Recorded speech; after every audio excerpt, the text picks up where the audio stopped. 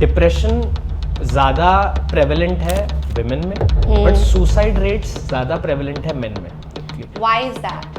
Women are expressing and somehow reporting more depressing feelings, but men तो वो पहले वाले फेज में आ ही नहीं रहे. According to my parents, I have to earn 1 lakh rupees per month, and if I'm not earning that, I am failing as a man. I'm failing as a protector. I'm failing as a provider. आज भी me knowing all this, it becomes very difficult when I want to cry in front of someone. Why? Because of preconditioning. मुझे अगर खुल के रोना है, मैं रो नहीं सकता. सेक्सुअल हेल्थ के बारे में कोई नहीं बात करता. हॉ करते हैं, सारे इधर उधर भागते हैं. They get into that adolescent period. Hormonal changes है. They start watching porn. They start viewing girls in a certain manner. क्योंकि पॉर्न में जो वो विजुअल्स देखते हैं, that is not even possible in real life. If I am turning a blind eye towards my life problems and maybe consuming alcohol the whole day, I am again shutting my eyes. But that doesn't mean problem चली गई. कि हमारे पूरी generation इस वजह से सफ़र कर रही है क्योंकि हमारे पेरेंट्स ने कुछ फकअप्स कर दिए थे जो हमें as a person growing up में बहुत प्रॉब्लम्स हो रही. लाइक बचपन से ही सिखा देना, तू मर्द है, तू रोएगा नहीं. We have seen everyone talking about I can die for my child, I can kill for my child, but no one says I can live healthily for my child. Increasing number of cardiac arrests and tragic deaths of young men, especially under 40. तो इसका कोई relationship होता है with mental health? That will definitely kill me. आज की date में Indian men are suffering in silence. 3 lakh men committed suicide last year. The suicide rate for Indian men is 2.5 times higher than that of Indian women. Why? क्योंकि mental health को लेके Indian men पे बहुत societal pressure आ जाता है. Hi, I'm Stuti and welcome to a great episode of the Sangam Project, where I welcome ace psychologist Lakshit Dhingra to talk about mental health issues in men, which we shy away from. Thank you, Lakshit, for joining us at the Sangam Project. And this conversation could not be more relevant. May is Mental Health Month. पर मुझे ये conversation primarily focus करनी थी from the point of view of men. Because जब हम Indian men की बात करें in association with mental health, बहुत ज़्यादा टैबू है. Lot of Indian men, even in 2025, are suffering silently. बचपन से ही बताया जाता है लड़के रोते नहीं हैं, and unfortunately this is the truth even today. तो ये जो conditioning है, which is happening to young boys in Indian homes today, इसका क्या effect होता है on their mental health and emotional well-being as they grow up? So yes, thank you for inviting me today. And मतलब मुझे ऐसा लगता है it is very deep rooted. Okay. ऐसा नहीं है कि बड़े होके they learn it. वो बचपन से ही conditioning start हो जाती है बहुत core level पे, बहुत core level पे कि okay, I have to speak in a certain way, I have to act in a certain way. अगर मैं ज़्यादा emotions अपने express करूँगा, someone might not think यार ये तो ऐसा behave कर रहा है, ये तो लड़की जैसा behave कर रहा है, ये तो men के stereotypical behavior में आ ही नहीं रहा. तो उसकी वजह से बहुत सारे इम्पैक्ट्स आते हैं. लोग अपने आप को आइसोलेट कर लेते हैं. They don't talk about these issues much. वो अपने आप को पीछे कर लेंगे, अपने पार्टनर के आगे एक स्टर्डी वॉल की तरह. Okay, I have to be that provider, that protector in the family. So वो बहुत चीजें हो जाती है और इतने सारे अनरियलिस्टिक एक्सपेक्टेशंस हो जाती है कि I am not going to share, I am not going to talk about my feelings, but yet I am going to be that protector of my family. तो और जब वो समहाउ फेल करते हैं या समहाउ सही से उसको पूरा नहीं कर पाते. Okay, according to my parents I have to earn 1 lakh rupees per month, and if I am not earning that, I am failing as a man. I am failing as a protector, I am failing as a provider. कि financial responsibility मेरी है क्योंकि बचपन से ही सिखा दिया है कि अच्छा, लड़की को बोला जाता है कि okay you have to get married, लड़के को बोला जाता है शादी तभी होगी जब पैसे कमा पाएगा. तो उसके दिमाग में वही फियर आ जाता है, अगर मैं पैसे नहीं कमा रहा, I have failed as a man, I am not fulfilling my role in the society. तो इसका मतलब मैं शायद नहीं फंक्शन कर पाऊंगा बिल्कुल भी. I am failing as a man in the society. तो no one is going to respect me, no one is going to love me, क्योंकि किसी ने बताया ही नहीं that if you are not earning good if you are not financially great, you can still be loved. Yes. And that is not the only definition of what being a man is. Yes. तो ये जो आप सच कह रहे हैं, to be the man of the house, अब like especially when in an Indian society हमारी इतनी ये पगड़ी की रिवाज होती है that when a father dies, whether the child is 10 years old or 30 or 40, he's the man of the house. And ये बहुत सच है. तो इसको कैसे टैकल करें? How can we change this? Basically उसके लिए पहले तो हमें पेरेंट्स जो है उनको साइको एजुकेट करना बहुत इंपॉर्टेंट है, क्योंकि हमारे पूरी जनरेशन इस वजह से सफ़र कर रही है क्योंकि हमारे पेरेंट्स ने कुछ फकअप्स कर दिए थे, कुछ मिसिंग अप कर दी थी, कुछ ऐसी चीज़ें छेड़ दी थी जो हमें as a person growing up में बहुत प्रॉब्लम्स हो रही है. Like what? लाइक बचपन से ही सिखा देना तू मर्द है, तू रोएगा नहीं, तू ऐसी साइड शो नहीं कर सकता, क्या तू लड़की है, लड़के रोते नहीं है. These things were installed in us. जैसे हम बड़े होते गए हमें ये चीजें सोसाइटी ने सिखानी शुरू कर दी. ओके, उसको देख, उसकी जॉब नहीं लगी अभी तक, उसको देख, उसकी शादी नहीं हो रही. तो ये सारी चीजें सीखते सीखते जब हम बड़े हुए, हमें हमारे पेरेंट्स का रोल खत्म हो गया, बट हमारे अंदर वो चीजें इतनी इंस्टॉल हो गई है कि अभी भी अगर मैं इतना सब पढ़ने के बाद, इतने क्लाइंट से डील करने के बाद, if one day I am not taking any sessions, I start feeling that anxious thoughts कि oh what will I do, how will it work. तो ये बहुत मेजर हो जाता है. तो इस वजह से पेरेंट्स को साइको एजुकेट करने की बहुत जरूरत, उनको समझाने की बहुत जरूरत है कि what they are teaching their child in childhood is very important. Okay, कि क्या हम उसे टीचिंग्स दे रहे हैं, कि उसको हम सेफ स्पेस दे रहे हैं, नहीं दे पा रहे, क्या वो इमोशंस अपने एक्सप्रेस कर रहा है हमारे आगे या नहीं कर रहा. अगर वो नहीं कर रहा, it should not be seen as a sign of a man, यार ये तो लड़का नहीं करेगा. हाँ, एग्जैक्टली ये मेरे को टच अपॉन करना था. That I feel as women it's very normal for us कि अगर इवन इफ समझो ओके थेरेपी में कोई नहीं जा रहा है, women easily express क्या problems हैं, at least with their girlfriends or their mothers. We can easily, we're emotional beings, but this is something that we don't teach our men. तो उनका नाई मतलब वो अपने दोस्तों से या अपने पेरेंट्स से भी खुल के नहीं बताते हैं about what is wrong or what is wrong in their lives. बहुत एक इंटरेस्टिंग स्टार्ट है जो हमें साइकोलॉजी के बेसिक एजुकेशन जब स्टार्ट होती है ना तभी बताया जाता है दैट डिप्रेशन ज्यादा प्रेवलेंट है विमेन में, बट सुसाइड रेट्स ज्यादा प्रेवलेंट है मेन में. I read that in India there were about 3 lakh suicides that were recorded of men, and आप जो कह रहे हैं, please correct me if I am wrong, that the suicide rate is 2.5x times higher in men than women. Absolutely. Why is that? क्योंकि जैसे मैंने आपको यही बोला कि इतना इंटरेस्टिंग फैक्ट इसलिए है that women are expressing and somehow reporting more depressing feelings, but men तो वो उस पहले वाले फेज में आ ही नहीं रहे, वो डिप्रेसिंग फीलिंग एक्सप्रेस ही नहीं कर रहे, जिस वजह से they have that one end solution which is ending their lives. So वो बिल्कुल एक्सट्रीम पे जा रहे हैं, क्योंकि उनको पता ही नहीं है कब उनका डिप्रेशन, कब उनका mental health is getting worse. It can be seen as irritability, it can be seen as गुस्सा, घर पे लड़ाइयाँ, दोस्तों से लड़ाइयाँ, अपने आप को आइसोलेट. किसी लड़के को आपने ये बोलते हुए सुना होगा, बहुत रेयर ही शायद सुना होगा, यार okay I am having a bad mental health day, तो शायद मैं 1-2 दिन का ऑफ ले रहा हूँ. ये तो कॉन्सेप्ट ही नहीं है ही नहीं. किसी को आपने ये बोलते हुए नहीं सुना होगा किसी लड़के को, यार okay, I'm going to take my therapy, I will avoid आज का drinking session, I'll be taking my therapy.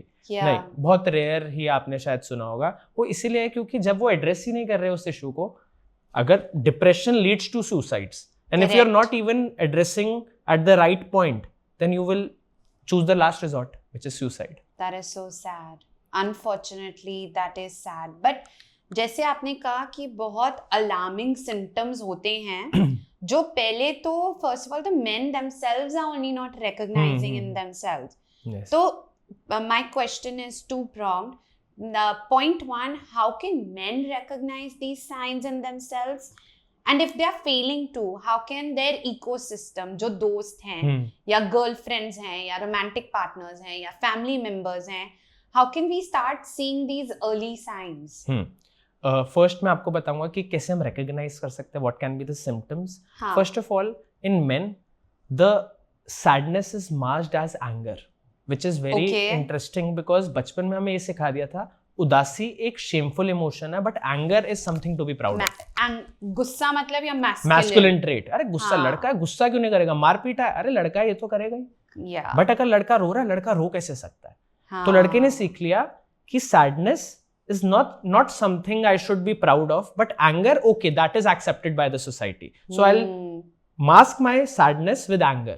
तो irritability, ये हम सुनते हुए बड़े हुए हैं, angry young man, yes, Bollywood में. बिल्कुल. तो वो कल्चरली भी ऐसे आइकॉन्स बना दिए. अगर आपने देखा हो पास्ट में सारे एक मैनली फिगर्स जो अगर आप देखोगे पूरे रिलीजियस माइथोलॉजी में, they are fighting, they are showing their anger, warriors. And they are never sulking in their bed and crying. They are never shown like that. They are always shown as fighting warriors. अपने दुख को नीचे रख के अपनी लड़ाई लड़ने चले गए. So many a times your sadness is masked as anger, which you can't identify. और सबसे मुश्किल होता है identify करना. तो if a person is feeling a lot of anger, irritability, frustration, that means he has to stop for a while and see क्या चल रहा है. उसके बाद आइसोलेशन. बहुत बारी men resort to isolation because they feel कि कोई मुझे समझ नहीं पा रहा है, तो यार मैं अपने अकेले लूप में आ जाऊंगा, अपने रूम में आ जाऊंगा और आइसोलेट कर लूंगा. इसके अलावा बहुत ज़्यादा addiction. Men resort to addiction very quickly because they, and addiction का सबसे बड़ा कॉज होता है कि loneliness. When you don't find that person और that ecosystem, just like you said, where you can express, you resort to addiction. And what are the types of addiction? It can be many. You already know many of them. One is alcohol. Yes. आपने लड़कों को ये हाँ. Breakup हुआ दारू पीते हैं, हाँ. पैचअप हुआ दारू पीते हैं, जॉब हाँ. लगी दारू पीते हैं, जॉब हाँ. से निकाल दिया तो दारू पीते हैं. So that is one of the major things कि इतना नॉर्मलाइज हो गया सोसाइटी में कि अच्छा ब्रेकअप हुआ है तो मुझे बता क्या चल रहा है, ये नहीं चला दारू पीते हैं, चल यार मेरे साथ चल, let's go out, have a night out. हाँ, ये ज्यादा बोला जाता है. तो इस वजह से उनके दिमाग में भी एक और चीज आ जाती है कि यार okay my friend is calling me for this, if I be sad here मैं इसको डिसअपॉइंट कर दूंगा. मैं ज्यादा उदास हो ही नहीं सकता इस माहौल में क्योंकि we are having drinks and we are enjoying this moment. How can be I sad, how can I be sad. बहुत बहुत मुश्किल हो जाता है उसके लिए. एडिक्शन और बहुत फॉर्म्स में, smoking, marijuana, gaming also. In fact अगर आप पूरे पूरे दिन अपने आप को हटा के सोसाइटी से, गेमिंग या इंटरनेट या आज की डेट में Instagram is one of the biggest enemies I feel. Reel scroll करते करते करते करते करते करते you are numbing your mind. Correct. Because you don't want to think what is going on in your life. So ये सारी चीजें जब होने लगती है that means you are escaping the reality. You want an escape from the reality क्योंकि reality is not giving you happiness. And as an ecosystem हम कैसे हेल्प कर सकते हैं लोगों को, उसमें बहुत जरूरी है first psycho education of the family. अगर फैमिली साइको एजुकेटेड नहीं है, उन्हें नहीं पता क्या चल रहा है, they can't help. What do you mean by psycho education? Psycho education का मतलब है कि we need to teach them that this behaviour is not normal, what is normal, what is not. Basic psychological knowledge should be given to children and parents सबसे पहले. It is needed क्योंकि हमारे school levels पे किसी, आप देखोगे 10th 11th तक psychology का नाम भी नहीं आता. हाँ, एब्सोल्युटली. और हम सब मैथ्स में प्रोफिशिएंट होते हैं, इंग्लिश में प्रोफिशिएंट होते हैं, बट हमें ये नहीं पता यार मेरे सामने वाला पार्टनर उदास है, how should I ask that person. मतलब ईक्यू तो इज नॉट इवन टॉट. हाँ, आईक्यू ज्यादा है, wow my child is brilliant. 90 है, माय चाइल्ड इज ब्रिलियंट. अच्छा वो रो रहा है पूरी रात, ओके ठीक हो जाएगा. वो हम वी डोंट इवन केयर. कोई डेथ होती है फैमिली में, लड़का अच्छा यार तू देख ले, तू डील कर ले आगे जाके, लड़कियां पीछे रहेंगी. You have to deal with them. You have to absorb and swallow everything and go deal with it. So as an ecosystem, we have to treat both of them equally, men and women. हमें थोड़ा उनसे पूछना time and again if someone is isolating them or maybe someone is not behaving normally. We need to ask them time and again, okay, how are you feeling? क्या चल रहा है? बता यार, छोड़ ये अल्कोहल यार, ये छोड़ ये सारी चीजें, बात करते हैं. Maybe we can go out. We can go for a walk, we can talk. Because talking is not that comes naturally in men because of those conditioning factors कि बचपन में सिखा दिया, बात करना आता ही नहीं. आपने अपने फादर या अपने कोई भी ग्रैंडफादर या ताऊजी को नहीं देखा होगा बड़े इजीली एक्सप्रेस करते हुए आपको. बिल्कुल नहीं, कभी नहीं देखा होगा. Whenever you are feeling emotional, आप रिजॉर्ट करोगे एक फीमेल टच को. अपनी मॉम को, अपनी सिस्टर को, because you feel that they are more accepting to my emotions. They will not say कि यार तू तो मर्द नहीं बन रहा अभी. आपने एक बात टच अपॉन की, सोशल मीडिया स्क्रोलिंग. तो we all know the harmful effects of it, but particularly for young boys और even men, just scrolling and seeing अरे उसका तो ये घर ऐसा घर है, he is taking his girlfriend for these holidays. तो ये सब, how does this play into the mental health of a man? मतलब very interesting story. One of my clients वो आया मेरे पास, मुझे कहता कि okay I am doing good in my life. He बहुत अच्छा कर ही रहा था. मुझे बोला कि जब भी मैं लिंक्डइन खोलता हूँ ना मुझे एंग्जाइटी हो जाती है. मैंने बोला क्यों? क्या तो मैं देखता हूँ कि यार एक इंसान ऐसे जॉब कर रहा है, यहाँ पे उसकी पोस्टिंग हुई है. मैंने बोला अच्छा. मैंने बोला आप अपने लिंक्डइन पे क्या डालते हो? कहता मैं भी यही डालता हूँ. मैंने बोला और आपकी लाइफ में क्या चल रहा है? कहता बहुत सैडनेस, मेरा अभी ब्रेकअप हुआ. मैंने बोला क्या ये दुनिया को पता है? नहीं. तो मैंने बोला उसकी लाइफ में क्या चल रहा है, sad part, is he posting that? He said no. मैंने बोला फिर आप कैसे रिलेट कर सकते हो that person is more successful than you by seeing only one side of a story? Correct. तो ये बहुत जरूरी है कि सोशल मीडिया को हमें एक लिमिटेशन देनी बहुत जरूरी है कि that is not the entire life of a person. No one is posting मेरा पिंपल हो गया आज. नो वन इज पोस्टिंग कि आज मेरे को स्टमक इन्फेक्शन हुआ. Everyone is posting the good parts जो दुनिया देखना चाहती है. No one is actually showing what is going on in their life अच्छे से. मतलब अगर आपके पेरेंट्स से सुबह लड़ाई हुई, आप स्टोरी नहीं डालोगे उसकी, बट आपके पेरेंट्स ने कुछ अच्छा किया है आपके लिए, you will be posting that story because you want to show the world and get that validation from the world कि मेरी लाइफ कितनी अच्छी है. सोशल मीडिया की बात हो रही है एंड ये मैंने इन कॉन्वर्सेशन सुना है that young boys from the early age of maybe 10, 11, 12 are being exposed to these models, female models, जो photoshopped है या नहीं है, unrealistic images of how women should look. And ये social media पे देख रहे हैं. तो what role is that playing on a man's psyche in terms of how should he as well as a future life partner look? I feel बहुत major impact है. It is equivalent to porn. Okay. Because when you set those unrealistic expectations of your partner, you start perceiving the real life things as something that you don't like. मतलब okay, मैंने तो पूरी life ये चीज देखी है. This is the standard that I have for myself. How can I settle for this? मेरी life में जब ये चीजें I want, then why am I settling for this? That's the biggest question. और ये सारी अनरियलिस्टिक इमेजेस और unrealistic expectation सिर्फ पार्टनर से ज्यादा अपने लिए भी होने लगती है. Okay, how? You see that okay आजकल आप देखते हो कि 16-18 साल के लड़के दे हैव मस्कुलर बॉडीज जो शायद हमारे या आपसे भी और पिछले टाइम पे इतना इजीली नहीं देखने को मिलता था. क्योंकि अब नॉलेज अवेलेबल है तो लोगों को लगता है that this is the perfect shape and if I lose this shape people are going to जज मी. लोगों के जजमेंट्स आ जाएंगी, आई विल बी फैट, और वो बॉडी इमेज इश्यूज. जैसे they are growing up, these young boys are growing up seeing icons like Tiger Shroff. कि अगर एक ये भी क्या रोल प्ले करता है कि मेरे को 6 पैक्स एब्स होनी चाहिए, 5'11" मिनिमम होना चाहिए, ये height. And the reality is most average Indian men will never be that height or look like that. So you touched upon body image. So how does this affect their self-esteem, self-confidence growing up?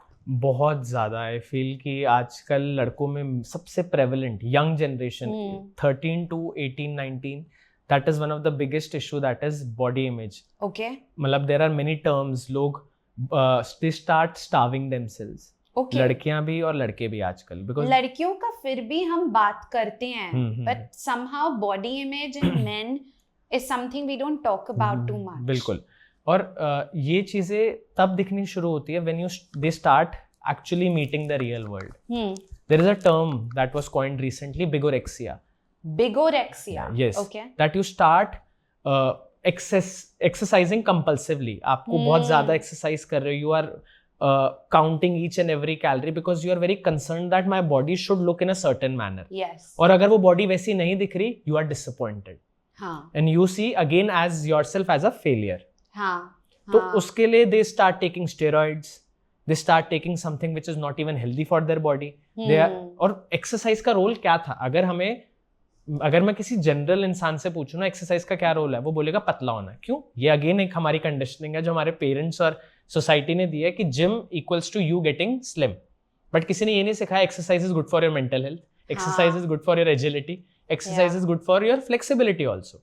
हमें ये सीख लिया कि अगर मुझे सुंदर दिखना है तो मुझे एक्सरसाइज करनी पड़ेगी और मुझे जिम जाना पड़ेगा। तो जिम का एसोसिएशन जहां हमारा वो सुंदर दिखना, वो पतले होने से हो गया, मतलब आप जिम को एक स्ट्रेसर बना लिया आपने। नाउ समथिंग जो आपकी लाइफ को इम्प्रूव करने के लिए था वही स्ट्रेस बन गया।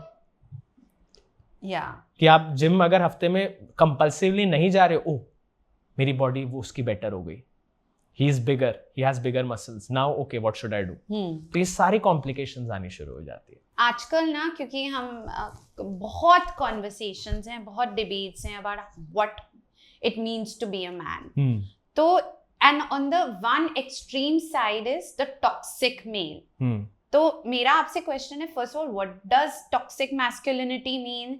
एंड मतलब लाइक बहुत सारी प्रॉब्लमैटिक सोशल मीडिया पे इमेजेस भी हैं। अभी 2 साल पहले एक मूवी आई थी animal, super duper blockbuster hit, पर उसमें जैसे मेल्स को पोर्ट्रे किया है, it's very very negative. So how does this portrayal of toxic masculinity affect a young man and वो कैसा फिर पार्टनर बनता है आगे बढ़ के लाइफ में? इसमें मेरा थोड़ा डिफरेंट ओपिनियन है। मतलब obviously movie was a really toxic portrayal of men, but I feel, I was talking to one of my friends also who is into acting and all, and we were discussing that कोई भी movie is the portrayal of the society. If it is being shown on the big screen and people are liking it, there is a reason why people are liking it. Okay. That there is a reason it was super duper hit, that people want to see what is happening in the society. आप देखते हो सलमान खान आया, लड़की को बचाया, वापस आ गया. People are shouting, howling in the cinema hall. They are like, wow, wow, भाई ने बचा लिया, भाई ने बचा लिया. But again, the portrayal is similar only. Yeah. मतलब हाँ, आई एम नॉट डिफेंडिंग कि वो हमें बच्चों को दिखाना चाहिए या नहीं, बट द सिनेमा और the movies we are watching is the portrayal of the society itself. And one more thing, toxic masculinity हर जगह है। हर जगह आप देखोगे कि छोटी छोटी लर्निंग्स जो आपको मिली है, एक स्मॉल सी एड से लेके एक बड़ी मूवी से लेके, या हमारे जो स्क्रिप्चर्स के अलावा भी जो बातें सिखाई जाती है, जो आपको अगर आप नॉर्मली जाओगे किसी पंडित जी से बात करोगे तो वो भी यही बोलता है। I saw an incident where someone, मतलब the groom was standing for the wife, कहता हाथ दो, और पंडित जी कहते बैठो बैठो, लड़के उठते नहीं है। ये आपने देखा था? हाँ, रियल लाइफ में। हाँ, बोला कि आप बैठ जाओ, लड़के उठते नहीं है ऐसे लड़कियों के लिए, कि you have to sit there ताकि वो लड़की आए और बैठे। सो हर एक जगह वो टॉक्सिक पोर्ट्रेयल है मैस्कुलिनिटी का। मूवीज में भी है, एड्स में भी। अगर आप देखो एड्स में क्या दिखाया जाता है, ये दिखाया जाता है कि अगेन हीरो कम्स, तोड़ता है शीशे, थम्स अप उठाता है, पीता है और लड़की को बचा के ले जाता है। Why is always the female in the बिचारी साइड और लड़का हमेशा वो मैस्कुलिन, स्ट्रॉन्ग, बचा रहा है, प्रोवाइडर, प्रोटेक्टर? यहीं से तो शुरू हो गए सारे डिपिक्शंस।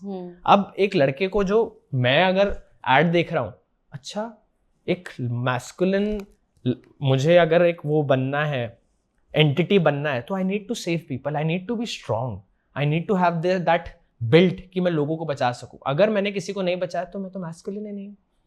तो ये सारे रिलेशंस बैठ जाते हैं कि आप अपने आप को कंपेयर करने लगते हो उस स्पेसिफिक फिगर से जो आप देख रहे हो। तो और टॉक्सिक मैस्कुलिनिटी तो हमारी फैमिली में एग्जिस्ट ही करती है कि आप देखोगे एक लड़का शादी के बाद जा रहा है, घर पे है, and he is just sitting on the table and expecting wife खाना लाएगी। क्यों लाएगी भाई?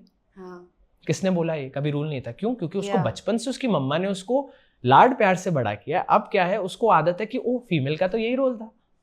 सो टॉक्सिक मैस्कुलिनिटी हमारे कोर ऑफ द सोसाइटी में, स्कूल से लेके, एड से लेके, फैमिली, टीचिंग्स में। सो जो बच्चा देखेगा वही वो सीखेगा। कि कोई भी वो एड देख रहा है, कोई भी वो मूवी देख रहा है, बेसिक से बेसिक जो आप अभी तो चलो एनिमल वो टॉक्सिक वाले उस पे आ गई रडार में। बहुत मूवीज और भी टॉक्सिक है जो हमने शायद जिनके बारे में बात ही नहीं करी, डिस्कशंस ही नहीं करे कि किस लेवल पे टॉक्सिक है, कैसे टॉक्सिक है, बट है।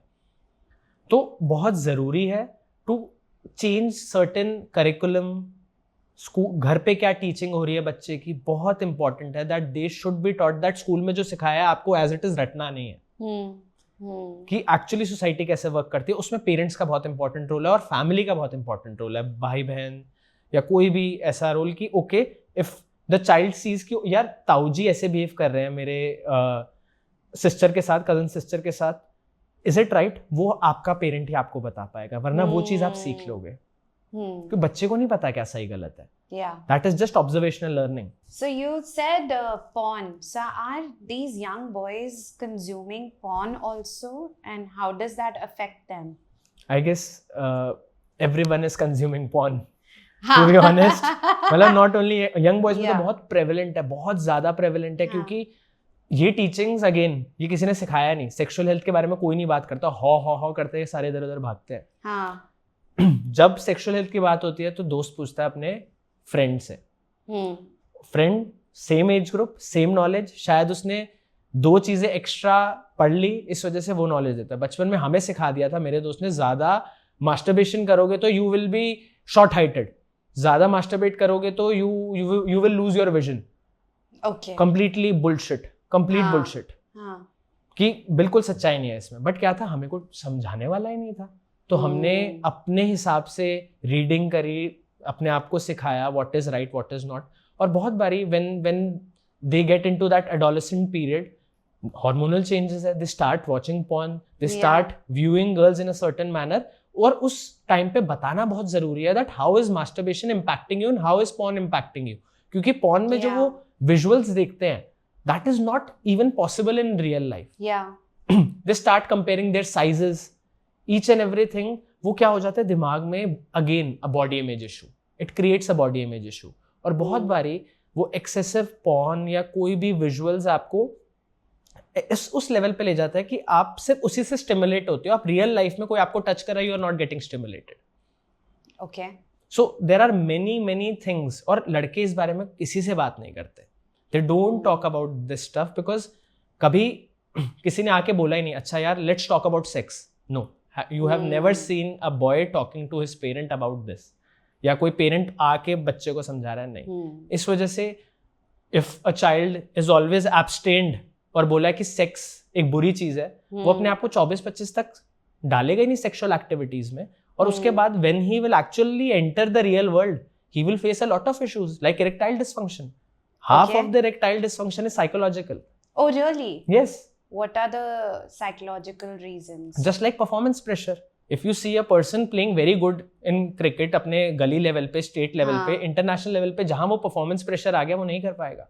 So similar to that, जब एक इंसान को शुरू से सिखा दिया गया, ओके किसी ने बोल दिया okay your size is not appropriate, this is not appropriate, so वो इतने सारे थॉट्स लेके एक रूम में जा रहा है एक बिल्कुल ऐसे इंसान के साथ और एक ऐसी पोजीशन पे जहां उसने कभी एक्सपीरियंस ही नहीं करा. तो उसका आप एंजाइटी लेवल सोचो, क्या उस टाइम पे वो अपने आप को सेक्सुअली अराउज कर पाएगा? चांस ही नहीं है. उस सेक्सुअल अराउजल से ज्यादा एंजाइटी है. तो how is that person going to perform और do anything in that room? And you need to be completely free when you are talking to someone, being with that person, which is very important. So और ये लड़के किसी से बात नहीं करते. I have many clients talking about these issues only.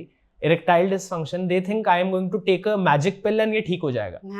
But बात है कि ये उस पिल का प्रॉब्लम नहीं है, ये एंजाइटी का प्रॉब्लम है, ये आपकी एब्सटेनेंस का प्रॉब्लम है जो बचपन से चलती आ रही है. माइंडसेट क्योंकि कभी आपने सोचा ही नहीं this is also important, I should talk about this also. And if you will not talk about it, तभी तो unprotected sex, sexually transmitted disease ये सब होंगे क्योंकि आपको कभी सिखाया नहीं कि how to do it in the right way. Yes. And then how does this affect how this young boy will turn out to be a romantic partner to a woman in the future? I guess बहुत ज़्यादा complications आ जाती है. फिर क्या होता है? They start abstaining sex. Okay. The guy will start abstaining sex. That person will not enjoy the whole process. Multiple relationships क्योंकि उसे लगे okay I might not be loving this person, इस वजह से आई am not getting aroused. But बात क्या है, वो दिमाग में इतनी सारी इमेजेस है वो परफेक्ट बॉडी की and you are not finding that perfect body. That's the reason men cheat. ऐसा नहीं है कि मेन ओनली चीट या हाँ, but yes many we are talking in the context of बिल्कुल. But yes if a man is cheating there are 100 possibilities of it, and I have seen many men cheating because of this reason, Okay. because they're not finding that pleasure with that person. Yeah. And self-image issues. Self image issue है कि okay I am not able to talk, और partner से related issues है, okay you do not have that specific body type और maybe that thing that I actually need. Yeah. Very interesting perspective for me as a woman. पर आप you are a therapist, a very experienced therapist in this field for so long. पर बहुत संकोच है for men to actually even reach therapy. तो ये for a young boy listening who's thinking of probably taking this step, but because लोग क्या कहेंगे वो नहीं ले पा रहा है, आप क्या कहेंगे उससे? उसको बहुत इंपॉर्टेंट है ये बताना कि crying doesn't equate to weakness. Being sad or expressing yourself doesn't mean आप weak हो, क्योंकि एक सबसे बड़ा एक नोशन अटैच्ड है वीकनेस वाला. हाँ. वो बताना बहुत जरूरी है उस बच्चे को जब वो बड़ा हो रहा है इनिशियली, क्योंकि अगर आज भी me knowing all this, it becomes very difficult when I want to cry in front of someone. Why? Because of preconditioning. Yes. मुझे अगर खुल के रोना है, मैं रो नहीं सकता. इसलिए नहीं कि मैं रोना नहीं चाहता या मेरे को लगता है गलत है, क्योंकि वो बचपन का जो गिल्ट है ना, वो रोने से जो एसोसिएटेड है. Because sometimes you know this is right but you are still not able to do the right thing. या तो उसको सिखाना इनिशियल लेवल पे बहुत जरूरी है. उसको बताना जरूरी है कि ये जो आप कर रहे हो, this is actually facing your problem and this is escaping that problem. Yeah.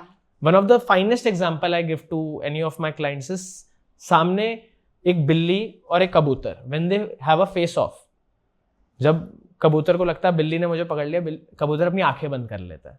क्यों बंद करता है? क्योंकि उसे लगता है if I can't see the problem can't see me. Yeah. बिल्ली भी मुझे नहीं देख पाएगी. हाँ. सिंपल सी बात. बट वो रियलिटी नहीं है. If I am turning a blind eye towards my life problems and maybe consuming alcohol the whole day, I am again shutting my eyes. But that doesn't mean problem चली गई है. Yes. You have to actually face the problem. You actually have to go and face it and do things. और हमें वो masculine be a man के ना change करने narratives कि okay, bottling up your emotion doesn't mean you are a man. Being the protector doesn't mean you are the man. At times you can be weak, you can be sad, you can be vulnerable in front of your partner, because that's how you get close to your partner also or family members. Yeah, but how do they actually take that first step and seek professional help? So उसके लिए सबसे important है they should come out to someone. अगर if they are not even coming out to their friends, and it depends on how that person is, the ecosystem is very important. क्योंकि मैं इतने लोगों को थेरेपी डिसकंटिन्यू करते हुए मैंने देखा है because their family is not supporting and their friends are not supporting. अच्छा. सो वो रोल बताना बहुत जरूरी है कि थेरेपिस्ट का रोल सिर्फ थेरेपिस्ट ही कर सकता है. आपके इकोसिस्टम जो आपके पेरेंट्स और आपके फ्रेंड्स हैं, उनका रोल इंपॉर्टेंट है. और I feel a person, any person should go for therapy at least once in their life. Yes. Because कुछ खराब ना हो तब भी जाना चाहिए, because it teaches you a lot about yourself. Yeah. पर ये mindset है that unfortunately I was reading this and it's very sad कि parents अगर किसी बच्चे को कोई physical ailment हुई, even serious illnesses like cancer, diabetes, बहुत openly बताते हैं and बहुत acceptance होती है society से. Oh my God, poor child, we are here for your support. बहुत ओपननेस है.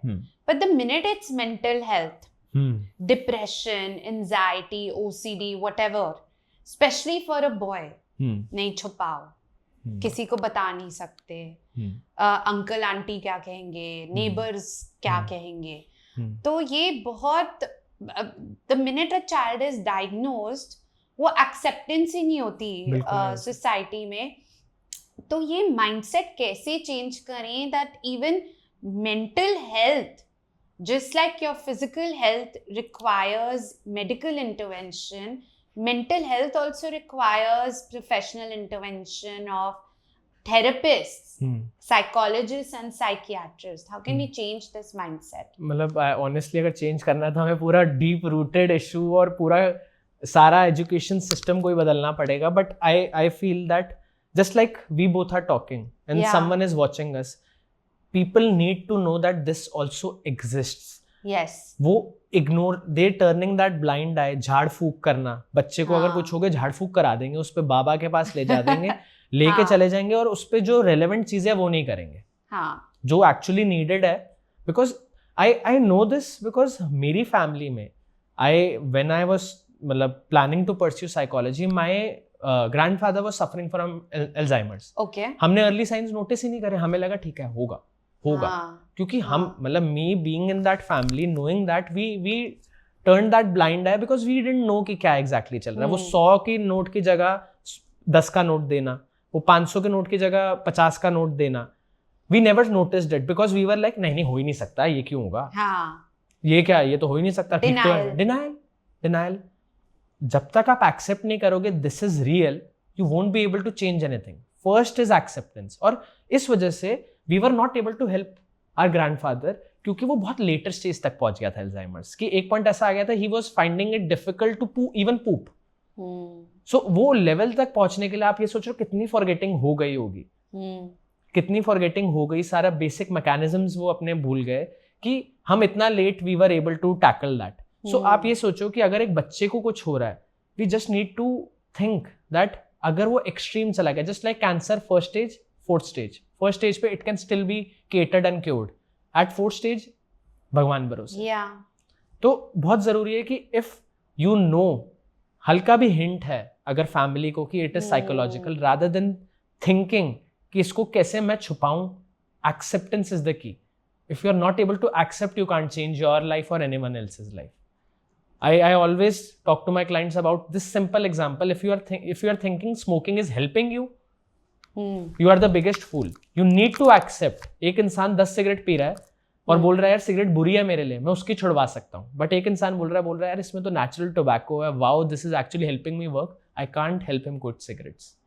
You need to accept what is going on in your life. If you are not able to accept it, अपने बच्चे के लिए, तो उसका future ruin होगा. क्यों? बिकॉज जब आप देखते हो उस बच्चे को और आप देखते हो कि वो मेंटल हेल्थ कंडीशन है, you see him again not as a provider, not fitting into society's role, not fitting as a husband's role, not fitting into a father's role. आपकी ड्रीम शैटर हुई है, वो हमारा दुख है. Parents have to deal with it. वो इस वजह से नहीं एक्सेप्ट कर पाते, but actually they are helping their child. वो अपने मतलब आई एम नॉट सेइंग कि वो सेल्फिश हो जाते हैं, बट सॉरी टू से वो थोड़ा सेल्फिश है, that because you are not able to accept though societal roles में आपका बच्चा फिट इन ना होता हुआ, तो यू आर रिस्किंग हिज और हर life for just that tag, avoiding that tag कि यार इसका बच्चा तो पागल है. करेक्ट. राइट. वो पागल के टैग से बचाने के लिए आप बच्चे की लाइफ रुइन कर रहे हो. And then it reaches probably a stage like you said where it's very difficult. Intervention is not possible. बहुत जरूरी है कि सही टाइम पे इंटरवेंशन लाना. आपने अपने एक्सपीरियंस में क्या देखा है? What are the most common mental health issues that your patients are dealing with today? Specifically men? Yes. Okay. So if I talk about men, पहले तो उन्हें they are not very vocal. Second, they are not very I would say aware about their emotions. तो वो जब वो problem लेके आते हैं, that is only घबराहट है, इरिटेशन हो रही है, गुस्सा आ रहा है, मैं बहुत गुस्से वाला हो गया. But when we dive deep down in their life, we get to know there is anxiety. Anxiety तो constant state हो गया आजकल मुझे लगता है. Yes. Many are suffering from high functioning depression also. That so they are functioning, they are doing their bare minimum, but still they do not have any hope in life. What are the symptoms of depression? Depression के बहुत symptoms है. First है बहुत core hopelessness. अच्छा. Hopelessness that is one of the biggest, I feel एक core symptom है कि जब आप होपलेस हो जाते हो लाइफ को लेके, मतलब things are getting serious. And again obviously आप आइसोलेट करने लगते हो, you either sleep a lot या बिल्कुल सोना बंद कर देते हो. अच्छा. एक्सट्रीम. या बहुत ज्यादा खाओगे या बहुत कम खाओगे. इसके अलावा you stop enjoying those activities जो आप पहले enjoy करते थे. मतलब like okay I used to love dancing, now I don't like dancing, यार छोड़ यार नहीं करना. So these are quite few symptoms जो depression के होते हैं. और high functioning में the only difference is you are able to do the bare minimum functions, जो हमें कहा जाता है काम कर लो, पैसे कमा लो, आप पैसे कमा के घर आ रहे हो but you are totally hopeless about life. तो एक ऐसा पॉइंट आना है जब एक मेजर इवेंट होगा वो आपको ऐसा तोड़ेगा कि जो आपकी जो बेसिक फंक्शनैलिटी थी अब वो भी नहीं हो पाएगी। तो तब you get bedridden, you are not able to get up from that bed. So it is advised, लड़के सबसे पहले अपने आप को आइसोलेट करते हैं। Isolation is again very common amongst men. Isolate जब कोई कर रहा है you have to talk to them. जब कोई लड़का गायब हो जाए इधर उधर से, just go and talk to them. It is very important because you never know what is the next step, what is actually going on in our lifes. Because as a therapist now I know सबकी life बाहर से बहुत अच्छी लगती है। जब आप 15 minute किसी से बात कर लो, 15 minutes, and you will know कोई ठीक नहीं है, कोई ठीक नहीं है। And you know I hate it, this line I am okay. सब बोलेंगे I am okay, I am fine. बिल्कुल सही बात कह रहे हो। I was reading the study, एक बहुत एक ऐसी फनी था, I don't even know if it is true और नॉट, कि एक्चुअली आपको किसी से जानने के लिए how they are feeling you need to ask how are you at least 10 times. Because अगर मैं आपसे पूछूंगा how are you, okay I am fine, that's the I guess feeded response in our system, automated response. I am okay यार, मैं तो ठीक हूँ। मैं बताता हूँ, मैं क्लाइंट से पूछता हूँ hi how are you, I am great. Within that telling me I am great, उसके 2 मिनट बाद they start sobbing. So they are actually not great. Because we are talking about depression, and ये मैंने stats पढ़ी थी that suicide rates in men are 2.5x times more than that of women. Why is that? So अगर यही stat है तो इसका एक opposite stat है that कि men are less addressing depression. अगर आप देखोगे स्टार्ट में डिप्रेशन किसमें ज्यादा प्रेवलेंट है, वो लड़कियों में। ओके मतलब they are addressing this issue, they are talking about it, okay, they are accepting that, okay, they are approaching to someone. अगर पता चल रहा है that women are more prevalent in this area, मतलब कुछ हमें सोर्सेज से इन्फॉर्मेशन आ रही है, लड़कों की तो वो इन्फॉर्मेशन नहीं आ रही। तो इस वजह से डिप्रेशन रेट्स वहाँ लड़कों के नीचे आ गए ऑटोमेटिकली। और obviously if they are not addressing depression, they are not talking about their feelings, they are not talking about what is going on in their life, तो जब एक इंसान इतना isolated है, कुछ बात नहीं कर रहा, तो उसके पास end resort क्या बच गया? Suicide. Which is very very sad, which is very complicated also, क्योंकि बहुत लोग उस एरिया, रूरल एरिया से बिलोंग करते हैं जहाँ उन्हें पता भी नहीं है कि मेंटल हेल्थ एग्जैक्टली है क्या। उनको तो शुरू से सिखा दिया कि फैमिली है, ध्यान रखना है, खेती बाड़ी करो, काम करके आगे बढ़ो, आपको आगे फॉरवर्ड करनी है सारी चीजें। और यही generation to generation pass on हो रहा है। और इधर बहुत इंपॉर्टेंट है to tell everyone that this thing is real. Suicide, again मैं इतनी बारी लोगों को ये स्टेटमेंट बोलते हुए सुनता हूँ, यार इसको तो एस्केप करना था इसलिए सुसाइड कर लिया, कि इसको लग रहा था ये आसान है इसलिए सुसाइड कर लिया। What a weak man again. तो क्या है, आप ये सोचो जो इंसान उस ब्रिंक पे है सुसाइड की, अब वो सुसाइड भी नहीं कर सकता क्योंकि again I will be termed as weak. उस इंसान की सोचो कि वो कितना कॉम्प्लिकेटेड सिनेरियो में, किस कॉन्फ्लिक्ट में फंसा हुआ है कि okay my life is absolutely worth nothing, I want to end my life but I can't even end my life because then I will be termed as weak, I will not be a man. But अभी जो recently एक जो case था जो इतनी media attention जिसको मिली थी, was the Atul Subhash case. तो what was your reading on that?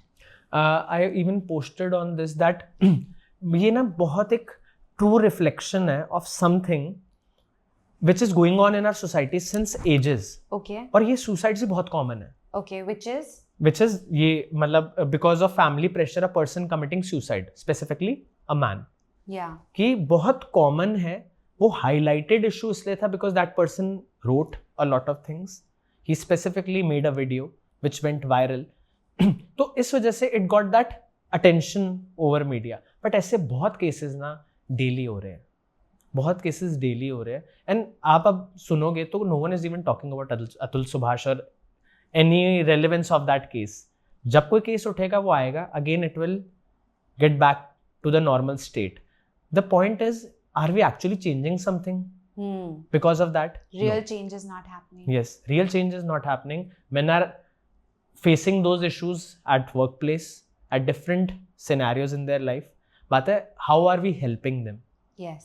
कि एक्चुअली हम कैसे फॉरवर्ड आ रहे हैं उनके लिए कि okay we really feel sorry for Atul Subhash but what were you actually changing. नहीं, ओके आई फील सॉरी, ये हुआ, कल हम दोबारा उसी काम में उसी टॉक्सिक साइकिल में चले गए, अपने एम्प्लॉय को डांट रहे हैं, अपने बॉस से डर रहे हैं, काम ज़्यादा इंपॉर्टेंट हो गया, हमारी फैमिली जो बैठी है घर पे उसको उस पर हम ध्यान नहीं दे रहे, हम काम कर रहे हैं उस ऑर्गेनाइजेशन के लिए काम कर रहे हैं जो कल हमें निकाल देगी और अगला हायर भी कर लेगी विद इन 2 days. उसके लिए हम इतनी मेहनत कर रहे हैं और उस फैमिली के लिए जिनके लिए हम इररिप्लेसेबल है उनके लिए हम सोच भी नहीं रहे.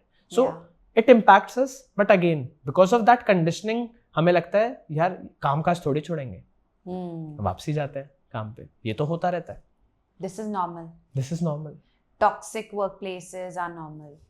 आप almost every work place is normal in India I feel. But ये जो क्योंकि हम now we're talking about workplace and of course there is a study that shows 60% of your adult life, any average human being and especially a man will be spent working. Yes. तो जब हम work stress की बात करते हैं, financial burdens की बात करते हैं, how does work stress translate into a mental health issue for a man? Have you heard about cases of domestic violence? Yes. And one of the major reasons is again, जैसे मैंने आपको starting में बोला, that anger is that masked sadness in their life. They come home, bring that anger और sadness from the workplace. और उनके लिए easy victim कौन है, easy target कौन है? बॉस नहीं है, क्योंकि वो तो जॉब से लात मार के निकाल देगा, उसको हम नहीं रिप्लाई कर सकते. हम किसको बोल सकते हैं? The women or the child. or the child. or maybe any your parents also. अच्छा, पेरेंट्स के साथ भी होता है? हाँ बिल्कुल होगा. Basically this is nothing but simple phenomena of displacement of anger. गुस्सा दिया इसने, मैं निकाल इस पे रहा हूँ क्योंकि ये इजी टारगेट है. हाँ. क्योंकि ये मुझे कुछ नहीं कह सकता, मतलब इसके जो कॉन्सिक्वेंसेज हैं वो इतने स्ट्रांग नहीं है जितने मेरे को ये वाले कॉन्सिक्वेंसेज. और फिजिकली वीक है. हम फिजिकली भी वीक है, बट अगर आप देखो तो displacement of anger can be in many forms. Verbal abuse, showing that silent treatment, बहुत सारे तरीकों से. बट वो आ कहाँ से रहा है? टॉक्सिक वर्क प्लेस से. बॉस ने बोला कि 12 घंटे तेरे को इधर ही रुकना और काम करना है, इस वजह से मैं घर जाके जब मेरी वाइफ बोलती है okay why are you so late, मैं उस पर गुस्सा निकालता हूँ कि तू कैसे मुझे क्वेश्चन कर सकती है, मैं पैसा कमा रहा हूँ. कि तू क्या मुझे बताएगी, how are you telling me this, मैं पैसा ला रहा हूँ ना, जो तुम खा रहे हो मेरी वजह से ला रहे हो. क्या फ्रस्ट्रेशन वहां की यहाँ निकली, वो ईगो. वो सारी फ्रस्ट्रेशन यहाँ पूरी लैश आउट हुई. मतलब अगर मैं इधर से देखूं, कोई अगर इंसान बोले वो कितना गंदा मर्द है, कितना गंदा हस्बैंड है, but as a psychological perspective that person is also dealing with a lot of issues. वो हम देख पाते हैं, वो हर कोई नहीं देख पाता. हम तो उसको टैग कर देते हैं तो गंदा हस्बैंड है, ये मार रहा है हो, बट उसके दिमाग में क्या चल रही है. अब आप सोचो उसने अपनी वाइफ को हिट करा, बच्चे को हिट करा, वर्क प्लेस टॉक्सिक है, कहाँ जाए वो कहाँ जाए? मतलब समहाउ चलो मार दिया या हिट करा, which is extremely unacceptable. I am not supporting it. But where should that guy go? Where? You tell me. There is no one. तो वो cyclical issues बन जाते हैं. बिल्कुल. And they're impacting so many other people in this man's life. बिल्कुल. और मैं तो हमेशा बोलता हूँ अगर कोई मेंटल हेल्थ इशू से सफर कर रहा है तो उसके आसपास वाले लोग will be impacted much more than that person, क्योंकि उसको रियलाइज भी नहीं होगा कि how am I impacting others. उसके बच्चे ने क्या देखा है. Okay, it is okay to hit your wife, hit someone else, it is okay. उसने भी ये सीखा. बट अगेन हम सब उस लड़के को या उस आदमी को नहीं बोल सकते. मैं इसलिए नहीं कह रहा क्योंकि I am a man myself, but I'm saying कि he doesn't have any place to go. और सोसाइटी ने तो कर दिया, अब थेरेपी लेगा तो क्वेश्चन आ जाएगा. हम कैपिटल पनिशमेंट भी नहीं दे सकते, करे क्या उसके साथ? He doesn't know better. हाँ. He's not been taught better. हाँ. वो तो फंसा हुआ है ना, वो तो उसने तो यही सीखा है. वो कल भी आके वाइफ पे गुस्सा निकालेगा क्योंकि that is the easy way. या अगर चलो वाइफ भी चलेगी, बच्चे भी चले गए, वर्क प्लेस है, अब वो क्या करेगा? वो दारू पी लेगा. हाँ, तो सब्सटेंस अब्यूज. बिल्कुल, addiction. Because he is feeling lonely, he needs to fill that void. He will do XYZ thing to fill that void. वो अल्कोहल उसको अंदर से मार भी देगा तब भी आएगा okay it is with me at least. क्योंकि हम ये साइकिल, ये डिस्ट्रप्टिव साइकिल की बात कर रहे हैं, जनरेशनल ट्रॉमा की बात कर रहे हैं, बट ऐसा कोई मेल हो जो ऐसी सिचुएशन में है, how can therapy actually help them? Just like you pass on property, you pass on your मतलब inheritance, आप ये भी pass on करते हो your mental health issues to the next generation. Okay. और सबसे बड़ी बात है we are not even aware of it. Yeah. तो उधर बहुत इंपॉर्टेंट है टू ब्रेक दिस साइकिल. और उसमें थेरेपी कैसे हेल्प करती है इज हम बचपन में चीजें लर्न करते हैं एंड वो लर्निंग सेटल इन हो जाती है और कुछ सालों तक वो बहुत पक्की हो जाती है. What we do in therapy is actually unlearn those things that you have learned which is causing problems to you. For example, एक लड़के ने सीखा कि स्ट्रेस है, उसके दोस्त ने बोला ये ले सुट्टा पी. हाँ. उसने सिगरेट पी, निकोटीन ने दिया उसे रश, वो सर्टेन सेकंड्स का रश. अब उसने क्या सीख लिया, जब स्ट्रेस आएगा सुट्टा.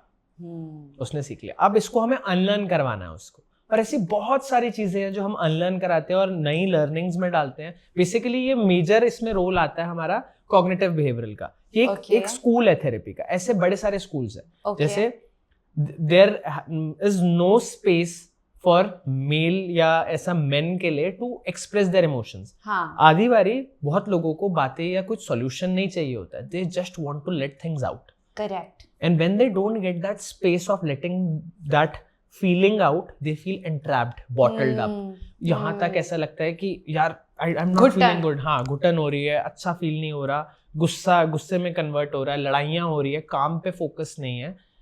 वो लेटिंग आउट ही आधी बारी चीजें सही कर देती है. But again that letting out is temporary relief that you get. उसको जब तक हम ठीक नहीं करेंगे वो टेम्पररी लेटिंग आउट आपको अच्छा तो फील कराएगी. But again you have to unlearn certain things and learn certain things. क्यों? क्योंकि हमें पता ही नहीं हमारे पेरेंट्स ने हमारी लाइफ किस लेवल पे इम्पैक्ट करी. If you have seen Dear Zindagi, उसमें बहुत अच्छे से दिखाया था आलिया भट्ट जब बड़ी होती है रियलाइज करती है कि यार ये सारी चीजें मुझे लव नहीं मिला है, वैलिडेशन के लिए मैं, ये पेरेंट्स की वजह से हुआ है. And then she starts getting angry towards them.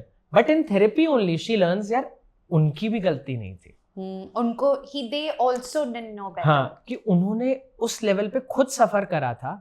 और अगर मैं इसको इधर यहाँ ना ब्रेक करूं तो शायद मेरे बच्चे भी करेंगे, मेरे बच्चे भी उसी ट्रैप में फंसेंगे. और ये बहुत एक इंटरेस्टिंग, हमारी टीचर ने हमें एक बात समझाई थी that we have seen everyone talking about I can die for my child, I can kill for my child, but no one says I can live healthily for my child, I can change those certain things for my child. I can, कि हम वो अच्छे changes नहीं ला पाते. हम हमेशा मरने मारने या एक डिस्ट्रक्टिव लेवल पे जाते हैं टू हेल्प, बट जो कंस्ट्रक्टिव साइड है वी नेवर सी इट, क्योंकि एक्चुअली आपके बच्चे को वो हेल्प करने वाला है.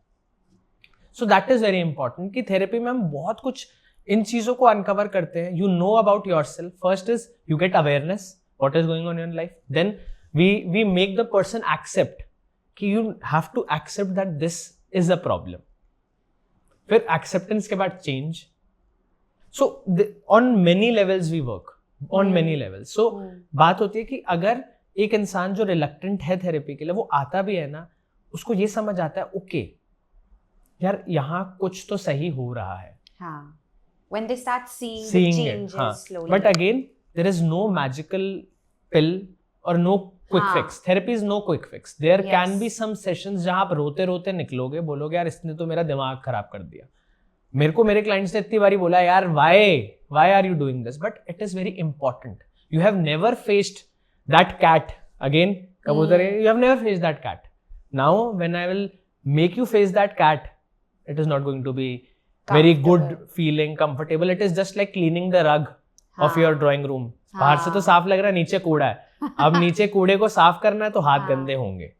सिंपल, हाथ गंदे करने पड़ेंगे अगर ठीक करना है. Yeah, I love that, facing your problems जो आप aware ही नहीं थे, and then bringing change. I love that thought. Depression की हमने बहुत बातें की, but another silent epidemic is anxiety. Anxiety तो लोगों को मतलब अब तो it become cool to say अरे बहुत stress है, सोता नहीं हूँ. मतलब what is anxiety?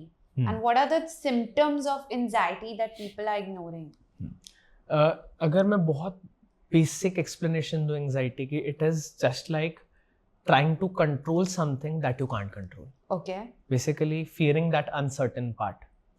कोविड में सबसे ज़्यादा लोग एंग्जाइटी से आई गेस रूबरू हुए. Why? Because every day was uncertain. Yes. कल कितने लॉकडाउन लग जाएंगे, कल क्या होगा, Will we be alive or not? क्या हम काम पे जाएंगे, हाँ. हमने इतने पैसे जो जोड़े हुए थे सालों से कहाँ खर्चे. हाँ. One of the biggest questions people were having at that time.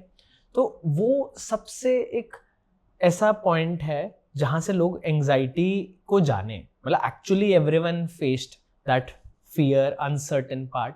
और मतलब हमें लगता है कि anxiety ends there itself, but anxiety बहुत फॉर्म्स में आने लग गई है. मतलब आने लग गई है क्या, ऑलरेडी है जो हम नोटिस नहीं कर पाते. डाइजेस्टिव इश्यूज, अच्छा. Headaches, hyper Okay. I guess hyperventilation, हाँ. शिवरिंग, एक्सेसिव स्वेटिंग, बहुत तरीके से दिखती है. बट क्या है, हम उसको वो टर्म दे देते हैं कि यार डर लग रहा है, कोई नहीं, हो जाएगा, ठीक हो जाएगा, घबरा मत घबरा मत घबरा मत. अगर मैं किसी को बोलूं जो डर रहा है, एंग्शियस है, मैं अगर सेशन में बोलूं अच्छा एंग्शियस मत फील करो, ओ आपने तो सॉल्यूशन दिया, अच्छा इतना इजी था. नहीं, it is not that simple. It is not that simple कि यार ये तो वही वाली बात हो गई, आई एम सैड, अच्छा मैं तो उदास. It doesn't solve anything, right? So anxiety बहुत ज्यादा मतलब लोग एक्सपीरियंस कर रहे हैं, they are not even aware of it. I have seen a lot of people going to doctors, different medical professionals, approaching them with simple digestive issue सालों से. क्यों है? एंग्जाइटी की वजह से. Underlying mental health issue. हाँ, basic anxiety जब इतनी स्ट्रॉन्ग, मतलब basic anxiety I, it started from the base level, पता चल रही है सिर्फ उसमें, वो इतनी स्ट्रॉन्ग होगी. Now it is showing on your physical health, which means the help is needed now. Yeah. You should approach someone, you should talk about मतलब Okay. you should talk to someone about this. एक बहुत जो alarming बात है that especially after COVID is the increasing number of cardiac arrests and tragic deaths of young men, especially under 40. तो इसका कोई relationship होता है with mental health? There is a saying जो हमें again पढ़ाई जाती है that whatever you are feeling, it won't kill you. Okay. But what you do to stop that feeling, it will definitely kill you. अब मैं इसको समझाता हूँ, शायद confusion हुई होगी that if I'm feeling sad, हाँ. that sadness will not kill me. हाँ. That will make me sad, make me pathetic, make me miserable. But उस sadness को भगाने के लिए मैं जो smoke करूँगा, जो मैं junk खाऊँगा, जो मैं binge eating करूँगा, मैं alcohol consume करूँगा, मैं स्ट्रेस लूँगा, मेरी बॉडी में जो चेंजेस आएंगे, हाइपर वेंटिलेशन होगी, दैट विल डेफिनेटली किल मी. सो उस फीलिंग को जो एस्केप करने के लिए, और ये सबसे ज़्यादा लड़के करते हैं. फीलिंग एक मोमेंट आया, फीलिंग ऐसे बढ़ी, अरे अब टीवी देखता हूँ, कुछ गेम खेल लेता हूँ, दोस्त को कॉल करता हूँ, बोलता हूँ चला गेड़ी पे चलते हैं. क्यों? Because they don't want to face that part of their life, that real part. So again यहाँ पे बहुत ज़रूरी आ जाता है टू फेस इट. नहीं तो if you are not facing what is happening, you are escaping. और जब आप एस्केप करोगे, आप कोई अनहेल्दी मेथड ही यूज करोगे. क्यों? आप अनहेल्दी इसलिए यूज करोगे क्योंकि दैट इज मोर कंफर्टिंग, और for that temporary comfort you create permanent damage. और इसी वजह से एक्सेसिव जिमिंग, एक्सेसिव एक्सरसाइज, लड़के बोलते हैं ना gym is my therapy. Gym might be making you feel good, but it can't be your therapy. Yeah. It is not changing that doubt in your life that okay, no one is loving me, I will be all alone all my life. वो gym नहीं ठीक करेगा. हाँ. Gym आपको अच्छा feel करा देगा in the moment, but वो जो एक्चुअल थॉट है वो चेंज नहीं हो रहा. जब मैं जिम से घर जा रहा हूँ, बैठ रहा हूँ, और जब मेरे पास कोई बात करने को नहीं है, I am feeling that I will die all alone in my life. और वो जिम का कोई भी 10 किलो का डंबल, 20 किलो का डंबल नहीं ठीक कर सकता वो. क्योंकि हम एंजाइटी की बात कर रहे हैं, तो panic attacks have become very common and panic attacks come suddenly. तो अगर हम वर्क स्पेस पे हों या से कहीं सोशल गैदरिंग में हैं एंड सडनली पैनिक अटैक आए किसी को, what can they do quickly to reverse it? I guess मतलब that is need of the hour right now. क्योंकि बहुत लोग एंग्शियस फील करते हैं, they don't even know how to tackle it. पहले तो हमें समझना जरूरी है कि कब ये जनरल एंग्जाइटी है और कब एक ये पैनिक अटैक है. Okay, what's the difference? क्योंकि बेसिकली जब आप किसी एक इंटरव्यू के लिए जा रहे हो, just before this podcast only I was feeling a little anxious. Obviously एक फीलिंग आती है, okay new person, how will it, uncertain, trying to control what can't be controlled. Hmm. So why? But I knew that this is basic anxiety. Yeah. किसी interview से पहले, किसी major exam से पहले, proposing that person से पहले कि okay how will she respond और how will he respond, that is normal anxiety. वो होगी. Anxiety is needed for us to function properly. Anxiety नहीं होगी तो हम किसी चीज से डरेंगे नहीं. That it is just like that electrical charge कि हम वो बल्ब को जितना देंगे वो उतना अच्छा, ज्यादा दिया तो फ्यूज फट गया और कम दिया तो बल्ब ही नहीं चला. So that much is needed. But वो अगेन वो एंग्जाइटी अटैक या वो उस लेवल पे तब आता है जब वो शूट अप होती है एंग्जाइटी इतनी ज्यादा कि आपको फिजिकली मैनिफेस्ट कर जाती है. Okay. You can't function, you feel that everything is out of your control. You feel like कि अच्छा इस पॉइंट के बियॉन्ड तो I will die. You can't think of anything, you can't eat, you just curl up at times. और बहुत बारी work setting में when people are experiencing anxiety attack or panic attack, they don't show it on face. Embarrassment. हाँ, embarrassment का वो हो जाता है. So there are certain ways जिससे हम again जब आप anxiety या panic attack में हो, you are not in the present. You have to get back to the present. Okay. First of all, don't fight with the anxiety. आधे लोग क्या करते हैं, मैं तो एंग्शियस हुई नहीं, ठीक है, सब ठीक तो है, सब हाथ कांप रहे हैं, मैं तो ठीक. You have to accept you are going through something. It is not okay. Don't fight with it even if you are. और बहुत जरूरी है कि वहां से सबसे छुप के ऐसे नहीं चला जाना कि okay if you need that time go out. One important thing is cold exposure. It helps a lot. Okay. May be washing your face with Okay. Iced water, taking that ice shower. And there are many grounding techniques also. Grounding technique का मतलब है to come back to the reality again. Okay. That is touching things around you, smelling things around you that you like, seeing visuals which makes you feel a little calm, listening to calm music. These things help a lot because right now when you are feeling that panic attack, it is not because of the current situation, it is because what is going on in your head. आपको वापस आना है. मैं तो इधर बैठा हूँ, मैं तो इधर हूं. और उसके लिए आपको ये अपने सेंसेशंस को एक्टिवेट करना है. Third, box breathing. Box breathing helps a lot क्योंकि व्हेन वी आर एंग्शियस और panicky we stop breathing. Short breaths हो जाती है. और आई गेस हमें बहुत अंडरमाइन करा और किसी ने वैल्यू नहीं सिखाई of breathing. A very core thing to improve any life function is breathing. So when we breathe 4 seconds breathe, inhale 4 seconds का rest, then exhaling 4 seconds, then taking that break of 4 seconds. It is called box breathing. Okay, like a box. Box, 4 seconds. And it helps a lot. It helps a lot. And at times that कोई भी एक मतलब strong flavored सार या बहुत extreme flavor वाली कोई भी candy you should keep in your bag or your purse. Why? In your pocket. कभी भी anxious feel करो, again popping something which is extremely sour. क्या होगा वो that stimulus of sourness will bring back you to the present. Okay, this is something that my tongue is experiencing. Yes. आपको वापस आना है. The role is not to stay in your head and come back. But ऐसा नहीं होना चाहिए कि आप कहीं anxious feel करें, आप वहां जाना बंद कर दो. उससे क्या होगा, वो narrative बन जाएगा. यार ऑफिस में तो एंग्जाइटी है तो ऑफिस नहीं जा सकते. या सपोजिटली एक बारी मतलब आप कुछ भी देखोगे कि बहुत लोगों को फोबियाज होते हैं, वो ऐसे ही होते हैं. बचपन में डेवलप हो गया, एसोसिएशन बन गई कि डॉग आया मैं डरी थी या मैं डरा था, अब डॉग आएगा मैं दोबारा डरूंगा तो मैं डॉग के पास ही नहीं जाऊंगा. वो फोबिया में. तो कोई चीज को भागो मत, उसका नैरेटिव बदलना बहुत जरूरी है. Correct.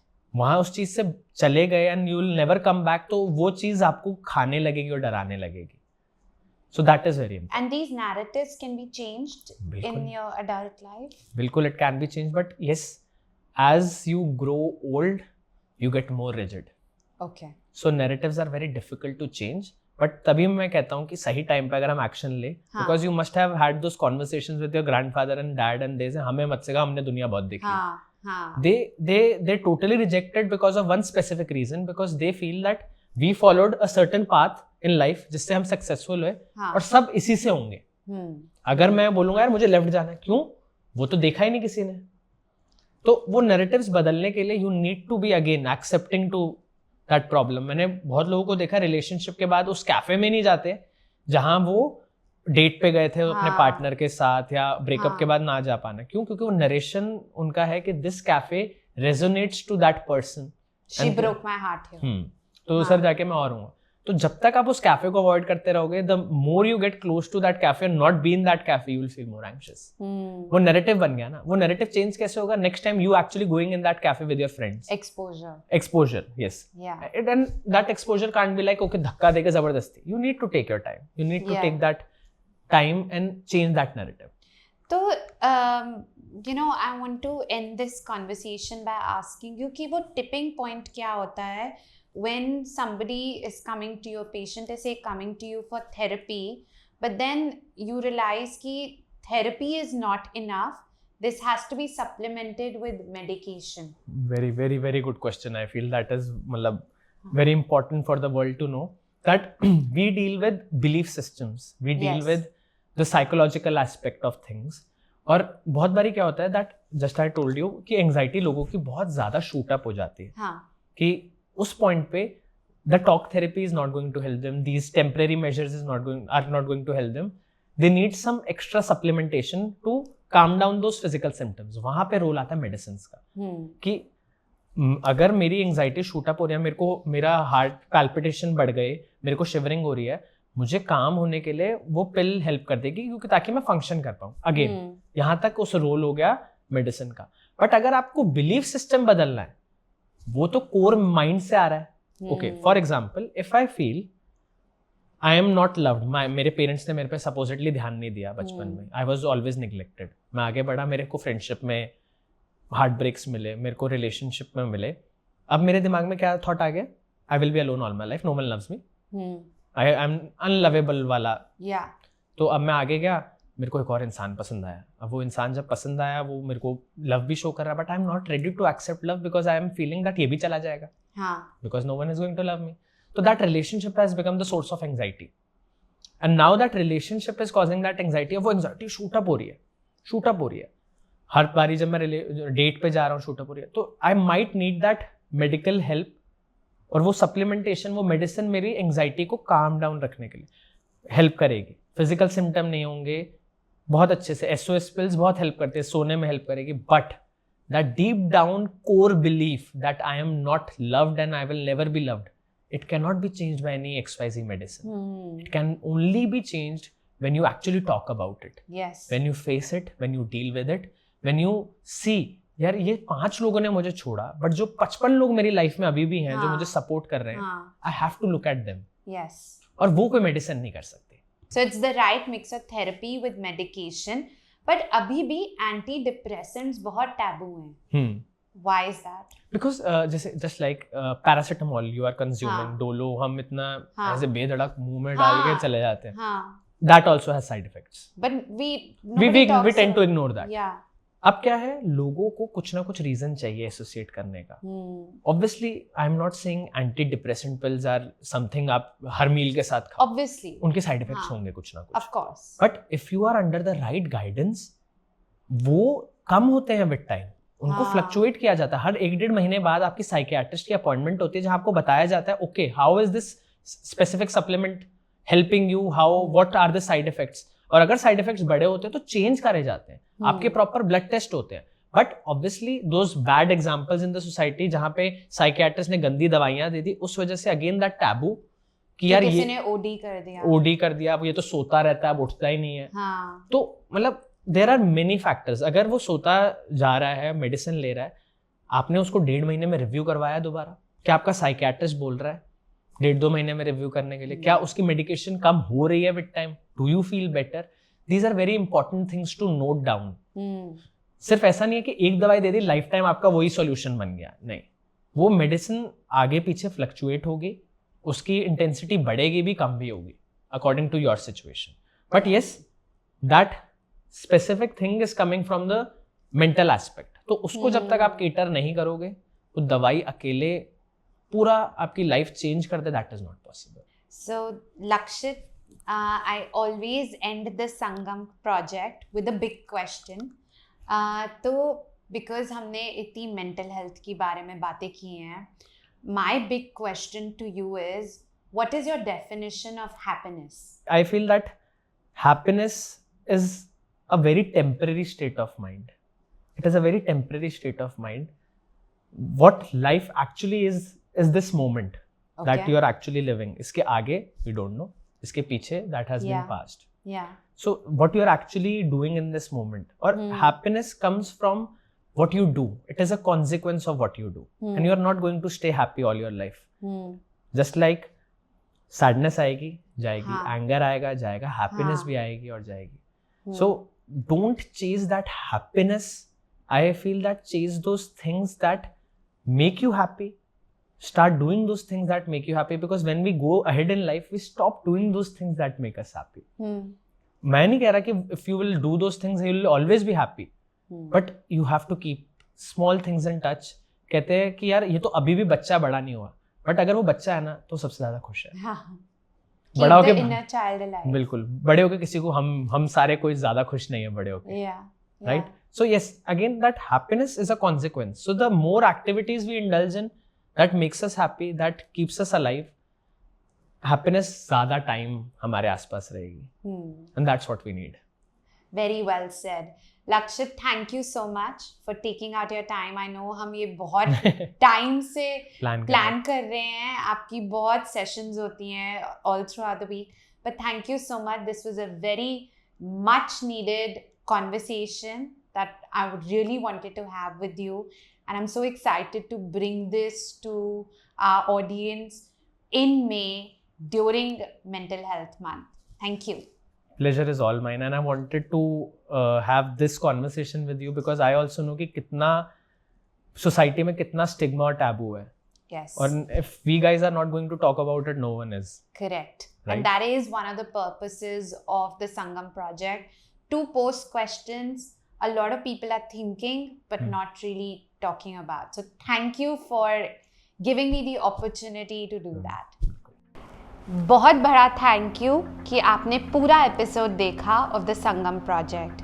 If you like this video and you want to see more such thought-provoking real talks, do subscribe. And remember, आपके आसपास आपके कोई भी loved one, your brother, your friend, your husband or your father is exhibiting any signs of mental health issues, आप aware रहिए.